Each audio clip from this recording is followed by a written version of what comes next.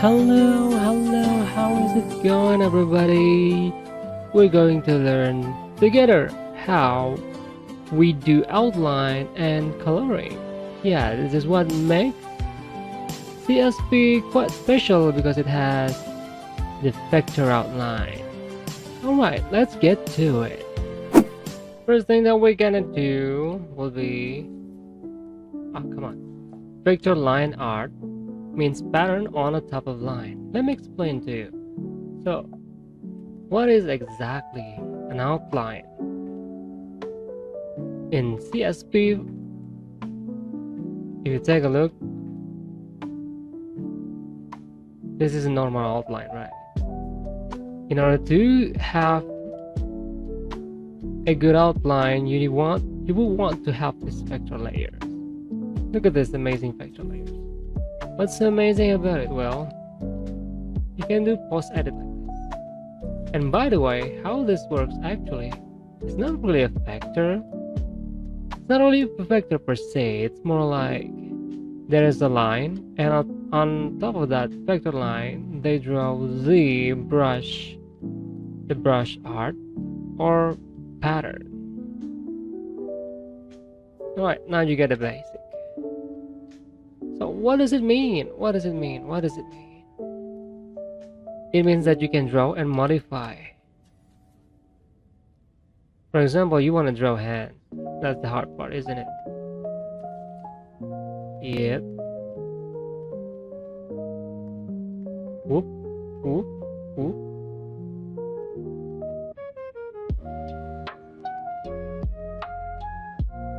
As you can see here, the line is not doing really good here. So what you're gonna do is using these tools right here, control point, and then you can modify it and fix it instead of just deleting it. Something like this. Now if we add anchor, that's a Popeye. The advantage of using vector is that you can post edit it after you draw them instead of just deleting it like this. Isn't that amazing? Of course it is. Next, we're gonna have this special thing about vectors. You can copy and paste your lines, move or modify it. Let me give an example. Let's draw some dudes here. Oop. You have drawn a perfect eyes right here. So what you can do? Now this is where we usually have mistake. We draw in the wrong layer.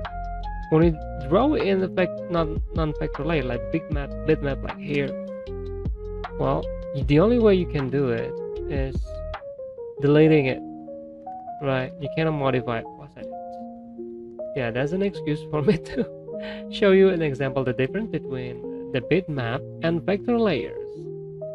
So anyway, make sure you choose the vector layers.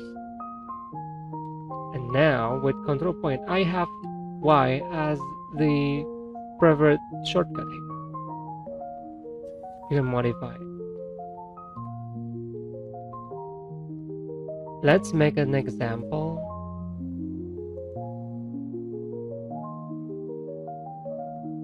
For example, right here you have made a perfect eye. You can make another one, but usually, oh no, it's bad. Select one of those lines, copy, and paste it. Now you have two, and then you can modify it like this. Oh, by the way, you'll have to use object to select each one of these lines. This right here. I have O as a shortcut. Now you can also copy the eyeballs. Oh wait, there's an easier method. With object here, you can hold shift, select two of this. Oh, If you move it and Control Z, it will release all of the object that you choose. Control V, it's duplicated. Up, like that. Let's do one of these as well.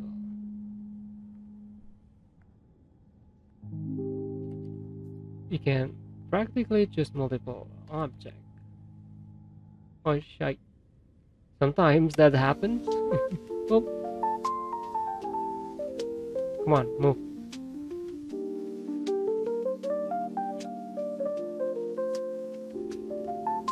Now it's a happy guy. This is fairly useful when you want to draw something exact on the other side, or just have something like this to be done. I don't know why you want to do this, but it's possible. Alright, okay. Isn't that amazing? Vector layers. Crossing vector lines, delete things. We just arrive at the right time. For example, you want to draw hair. You draw it like this, draw it like this, draw it like this. Maybe a bit Son Goku.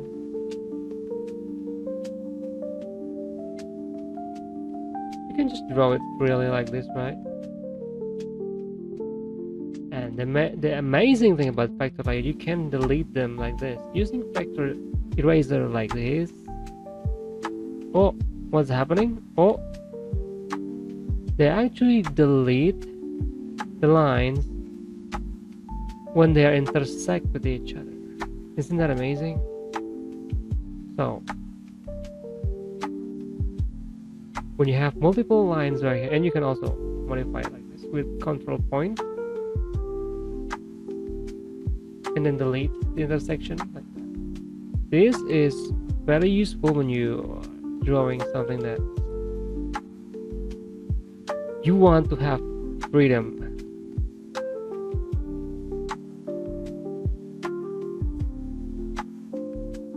An example like here, and then you do this like this. Roughly, yeah, like this, okay.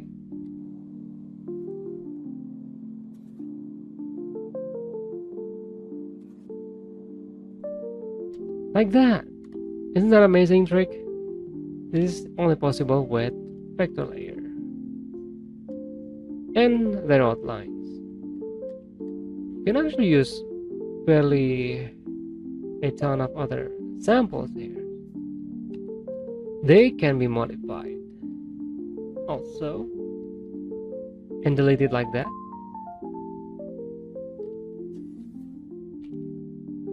Or use something like brush, airbrush like here. You can also, they also behave the same way.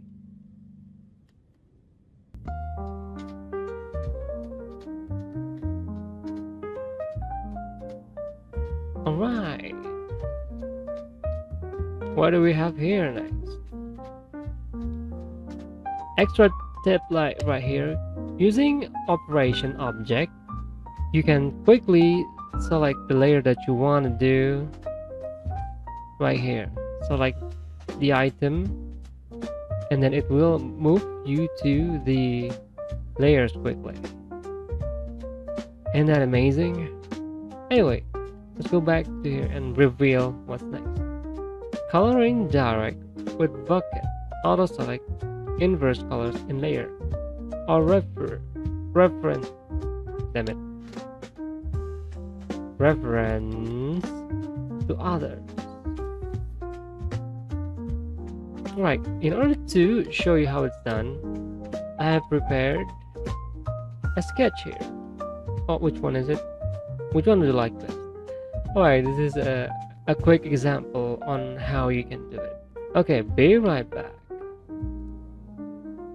I prefer to use G pen, and you can also adjust the stabilization. When drawing on top of a sketch like this or below the sketch, I prefer to lock the layer so I won't accidentally move into that layer. For example, object, you won't be able to pick this one. Okay, just to show you an example, let's do some line art.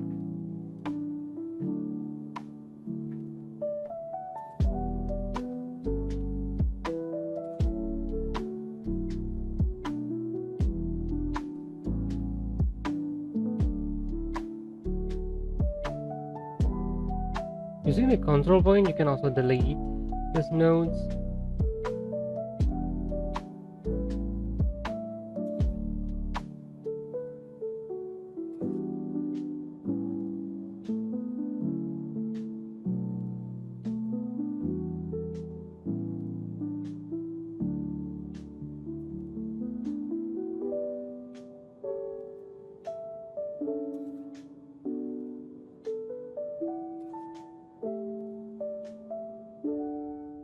Alright, just for the sake of these tutorials, it will be just enough too. So you how the coloring works. We're going to color the head part here. Let's give the folder name. I always separate almost a lot of things in different layers for reasons, alright? There are a ton of reasons that I will reveal later. But for now, let's have this. Put them all in the proper folders for easy maneuver, for easy editing later. Head, lines. Then I'll add base color. I'll remove the sketch because it will interfere with the color. Oh, the magical things about lines in Factor, you can also adjust the width. Usually I'll narrow this part.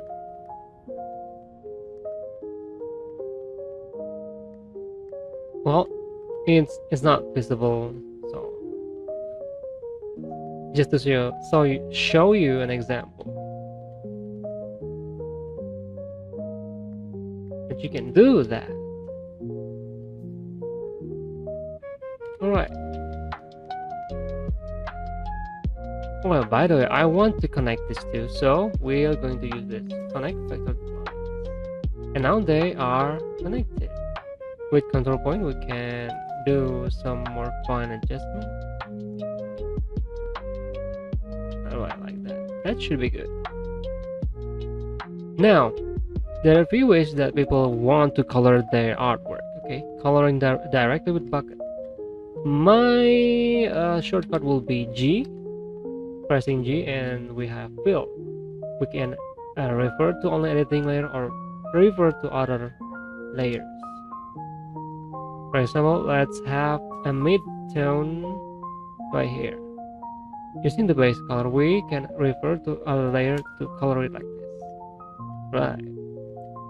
But what I prefer to do will be using this auto select, refer to editing layer, move it to the lines right here, so it will mark all the lines, and usually I'll scale it.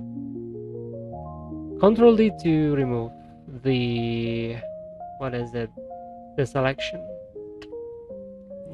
I would like to add this, delete this part. Alright. And then we'll choose invert selection, and then we move back to base color and color red. Wait, alright, don't forget to refer to only editing layer. Right, so it will only color this base color. Alright, so if we do it like this, it will ignore the lines, but because we already have the selection tool, it will only color all the selection tool.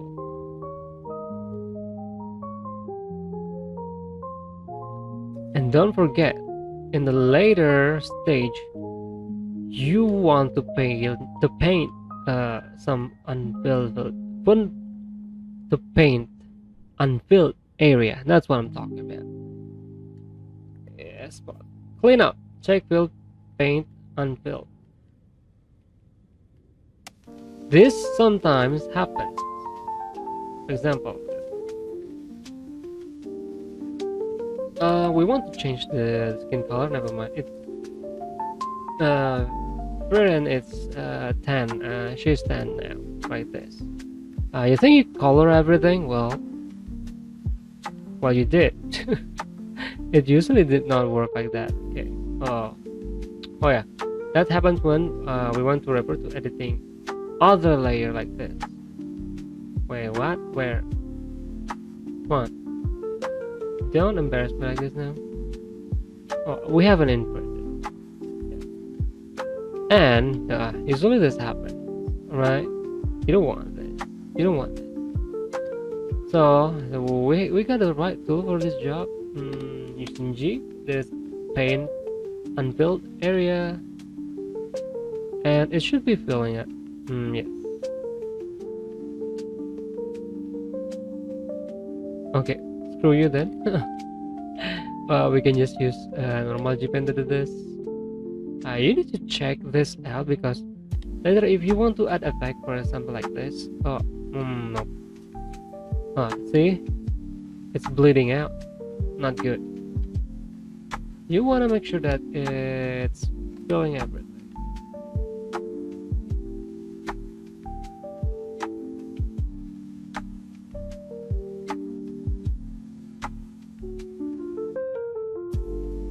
Oh, see, it's happening again.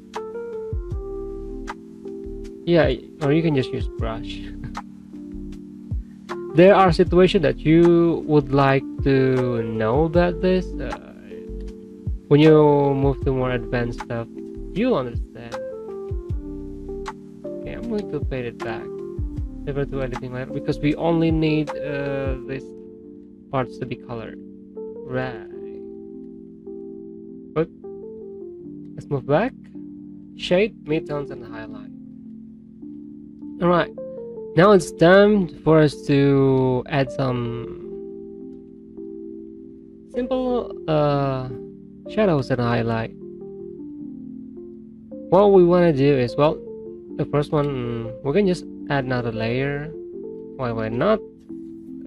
What is that? Vector layer, just new raster layer. Use some, we haven't inverted again. A darker tone, like this. And then revert only to editing layer and paint bucket, like that.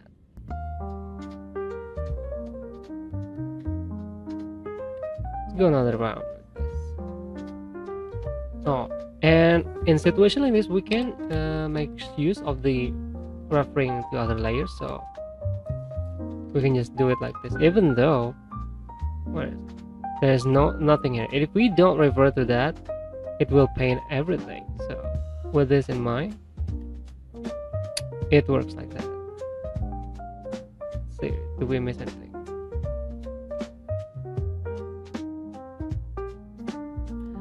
Next, we want to add highlights. I usually add highlights on top of the lines because sometimes I want the lines to also be highlighted using glow. The easiest one to use glow.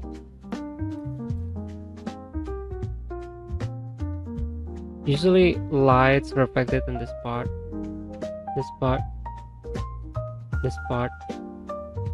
sometimes in this part.